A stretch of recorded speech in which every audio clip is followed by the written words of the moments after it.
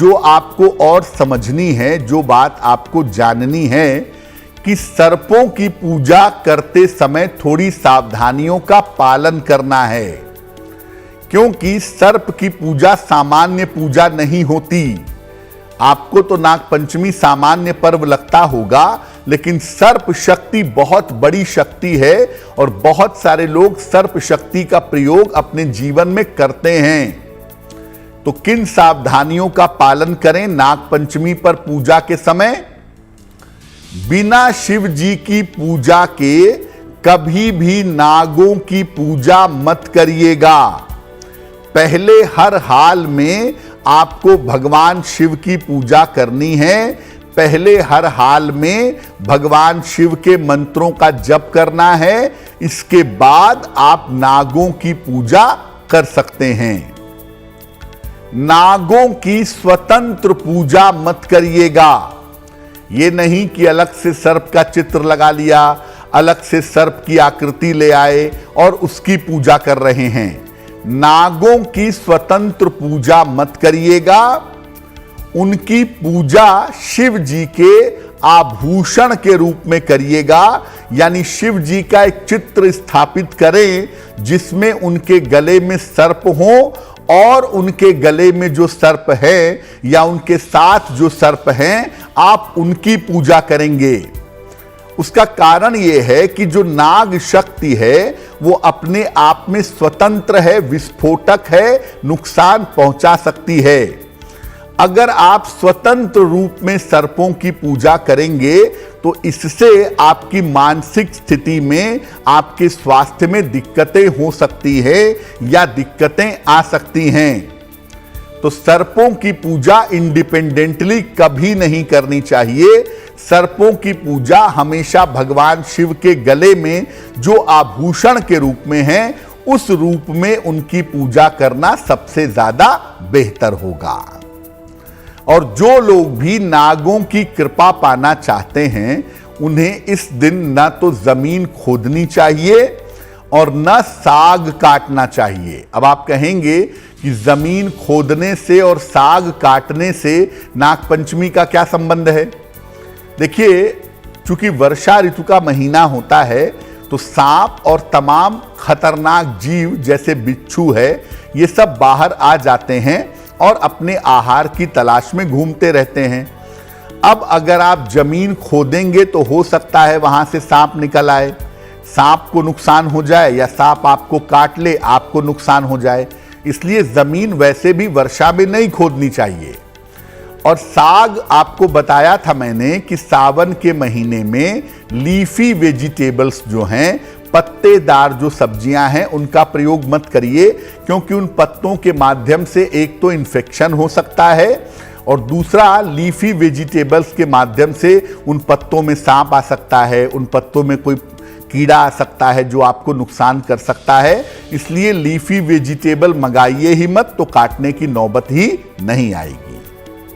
नाग पंचमी से जुड़ी हुई एक और महत्वपूर्ण बात है जो हम दर्शकों को बताना चाहेंगे, वो है काल सर्प योग। ज्योतिष में राहु और केतु को सर्प के समान समझा जाता है, इसीलिए राहु केतु के साथ काल सर्प योग को जोड़ा गया है। ऐसा मानते हैं लोग कि काल सर्प योग अगर कुंडली में है तो आप जीवन में तरक्की नहीं कर सकते, जीवन में आपके अंधकार छा जाता है और जीवन में किसी प्रकार की उन्नति आपकी नहीं हो पाती है। और काल सर्प योग है तो आपका स्वास्थ्य खराब होगा, आपका वैवाहिक जीवन खराब होगा, आपको धन की मुश्किलें होंगी, आपको जीवन में अपयश का सामना करना पड़ेगा, ऐसा लोगों का मानना है। लेकिन मैं आपको बता दूं कि ज्योतिष के किसी भी प्रमुख विद्वान ने काल सर्प योग का उल्लेख नहीं किया है। ज्योतिष में जो प्राचीनतम पुस्तकें हैं उसको भी देख लीजिए और जो मॉडर्न पुस्तकें हैं उनको भी देख लीजिए। 300 वंडरफुल कॉम्बिनेशन के नाम से डॉक्टर बीवी रमन की एक किताब आती है, बड़ी फेवरेट किताब है, बड़ी अच्छी किताब मानी जाती है, और उसमें 300 वंडरफुल कॉम्बिनेशन में भी उन्होंने काल सर्प योग का उल्लेख नहीं किया है। और भारतीय ज्योतिष के, आधुनिक ज्योतिष के जो पितामह हैं श्री के.एन. राव, उन्होंने भी काल सर्प योग को सिरे से खारिज कर दिया है। तो दरअसल काल सर्प योग कुछ भी नहीं होता, राहु की अलग अलग स्थितियों का कोई भी नाम आप दे दीजिए, राहु की जो अलग स्थितियां हैं उनको लोग कहते हैं काल सर्प योग है। राहु केतु की अलग अलग खराब स्थितियों का नाम लोग काल सर्प योग दे देते हैं, लोग पितृ दोष दे देते हैं, लेकिन ये मामला होता है राहु का। आप सीधे ये भी कह सकते हैं कि आपका राहु नकारात्मक है, उसके लिए भारी भरकम काल सर्प योग का नाम लेने की या अन्य कोई नाम लेने की जरूरत नहीं है। सामान्य तरीके से भी अगर आप राहु के दोष की बात करेंगे तो वो भी आपके लिए पर्याप्त है और उससे भी चीजें समझ में आएंगी। अब काल सर्प योग देखिए होता नहीं है, लेकिन राहु का प्रभाव तो होता ही है, और राहु का प्रभाव जब कुंडली पे नकारात्मक इंपैक्ट डालता है, नकारात्मक प्रभाव डालता है, तो राहु के इस प्रभाव की वजह से जीवन में एक छाया आ जाती है, जीवन में एक शैडो आ जाती है, और उससे आप बाहर नहीं निकल पाते या उसके चक्कर में आपकी मुश्किलें बढ़ती हैं। तो जब बात होती है काल सर्प योग की, तो आप राहु को समझिए और राहु की स्थिति को समझ करके उपाय करिए, वो आपके लिए बढ़िया होगा। वृहद पराशर होरा शास्त्र में संतान जन्म की बाधाओं की बात की गई है, उसमें बहुत स्पष्ट सर्प शाप की बात की गई है। अगर काल सर्प योग इतना महत्वपूर्ण होता तो महर्षि पराशर उसको भी अलग से लिखते, काल सर्प योग। उन्होंने सर्प शाप तो लिखा, काल सर्प योग नहीं लिखा। इसका मतलब यह है कि यह मामला आपके खुद के समझने का है कि भाई राहु की निगेटिव स्थिति को समझिए और उसके हिसाब से उपाय करिए। अब नाग पंचमी के पर्व पर दुनिया भर में काल सर्प योग की पूजा की जाती है। लोग काल सर्प योग की शांति करवाते हैं, काल सर्प योग के उपाय करते हैं।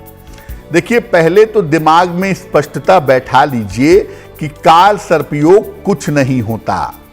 जब काल सर्प योग कुछ होता ही नहीं है तो उसमें चिंता करने की जरूरत भी नहीं है आपको, पहली बात।